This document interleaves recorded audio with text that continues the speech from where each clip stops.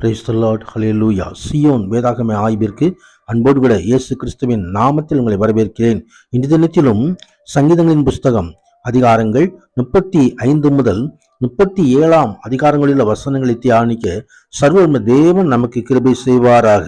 35வது அதிகாரத்திலே, என்னோடு யுத்தம் பண்ணவர்களோடு யுத்தம் பண்ணும் தேவன் தம்முடைய மக்களின் எதிரிகளின் மேல் நியாய தீர்ப்பை கொண்டு வரவும் துன்மார்க்கரை தோற்கடிக்க வேண்டும் என்ற சங்கீதக்காரனுடைய ஜெபத்தை நாம் இங்கே பார்க்கிறோம்.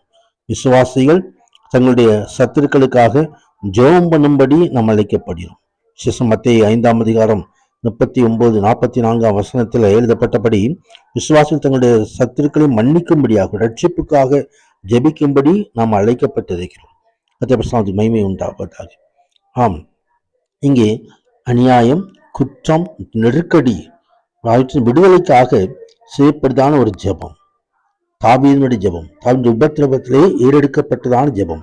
நீர் கேடகத்தையும் பரிசையும் பிடித்து எனக்கு ஒத்தாசையாக எழுந்து நில்லும், என்னை துன்பப்படுத்தவர்களோடு எதிர்த்து நின்று ஈட்டி ஏங்கி அவர்களை மறித்து நான் உன் ரட்சிப்பை என் ஆத்மாவுக்கு சொல்லும். கர்த்தருடைய மகிமை உண்டாவதாக. ஆம், பகைவர்களிடமிருந்து பாதுகாக்கும்படியாக தாவீதுக்கு விரோதமாக எத்தனையோ எதிரிகள், எத்தனையோ சூழ்ச்சிகள், எவ்வளவோ காரியங்கள் இருந்தாலும் ஆண்டவருடைய சமூகத்திலே ஜெபிக்கிற ஒரு தாவீது, ஜெயம் பெற்றுகிற ஒரு தாவீது. ஸ்தோத்திரம். மகா சபையிலே உம்மை துதிப்பேன், திரளான ஜனங்களுக்குள்ளே உம்மை புகழுவேன் என்று சொல்லி ஆண்டவருக்காய் வைராக்கியமா இருக்கிறதான ஒரு தாவீதை நாம் இங்கே பார்க்கிறோம். கர்த்தருடைய மகிமை உண்டாவதாக. ஆம், ஆண்டவர் தாமே நம்மை பாதுகாக்கிற தேவன். நம்ம துதியில் மத்தியில வாசம் பண்ணுகிறவர்.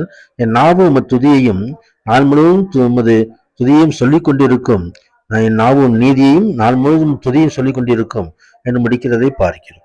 36வது சங்கீதத்திலே, இங்கே துன்மார்க்கனுடைய பேச்சு என் உள்ளத்திற்கு தெரியும், அவன் கண்களுக்கு முன் தெய்வ பயம் இல்லை, அவன் தன் அக்கிரமம் அருவருப்பாய் என்னதென்று காணப்படுவோம் அளவும் தன் பார்வைக்கேற்றபடி தனக்கு தானே இச்சகம் பேசுகிறவனாய் இருந்தான் என்று சொல்லி துன்மார்க்கனை குறித்து அங்கே எழுதப்பட்டிருக்கிறதை நாம் பார்க்கிறோம். அவபக்தியானவர்கள் பொல்லாப்பை வெறுக்கிறதில்லை. பாவத்தை வெறுப்பது என்பது தேவனுடைய பண்பின் முக்கியமான அம்சமாகும். கர்த்தருடைய பிள்ளைகள் பரிசுத்தமா இருக்கும் பொழுது பாவத்தை வெறுப்பார்கள்.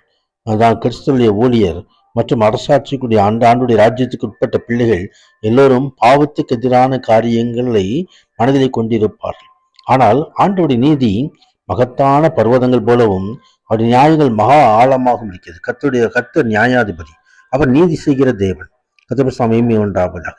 ஆம், எனவே கர்த்தருடைய சமூகத்திலே கர்த்தருடைய முகத்தை நோக்கி பார்க்கிறதான தாவீது இங்கே ஜீவ ஊற்று உம்மிடத்தில் அடிக்கிறது, உம்முடைய வெளிச்சத்திலே வெளிச்சம் காண்கிறோம் என்று சொல்லி அங்கே அக்கிரமக்காரர்கள் விழும்படியாய், அங்கே தள்ளுண்டு போகும்படியாய், ஆண்டோடைய பிள்ளைகளுக்கு வேண்டிய பாதுகாப்பு கிடைக்கும்படியாய் இங்கே ஏறெடுக்கதான விண்ணப்பம். தொடர்ந்து 37வது அதிகாரத்திலே பொல்லாதவர்களை குறித்து எரிச்சல் அடையாதே. ஆம், இது நீதிமொழிகளுடைய வெளிப்பாடான தொடர்பாக இது காணப்படுகிறது. அவர்கள் பிள்ளை போல சீக்கிரமாய் அறுப்புண்டு பசும்பிள்ளை போல வாடிப்போர்கள். பொல்லாதவர்கள் தன்னுடைய பிள்ளைக்கு விரோதமாய் யார் எழும்பினாலும் நாம் எரிச்சல் அடைய வேண்டிய, நாம் கவலையப்பட வேண்டிய அவசியம் இல்லை. கர்த்தரை நம்பி நன்மை செய், தேசத்தில் குடியிருந்து சத்தியத்தை மேய்ந்துகொள், கர்த்தரிடத்தில் மனமகிழ்ச்சியாயிரு, அவரிடத்தில் வேண்டுதலை உனக்கு அருள் செய்வார் என்று சொல்லி கர்த்தருடைய சமூகத்தில் தன்னை ஒப்புக் கொடுக்கும்படியாக அழைக்கப்படுகிறது. துன்மார்க்கர்கள் அழிந்து போவார்கள், கர்த்தருடைய சத்துருக்கள் ஆட்டுக்குட்டில் நினைத்து போல புகைந்து போவார்கள், அவர்கள் புகைந்து போவார்கள். அப்படித்தான் வேதம் சொல்கிறது. நாமோ கர்த்தருக்கு காத்திருந்து அவருடைய வழிகளை கை கொள்ளும்படியாக அழைக்கப்படுகிறோம். பூமியை சுமத்துக் கொள்வதற்கு அவர் நம்மை உயர்த்துவார்.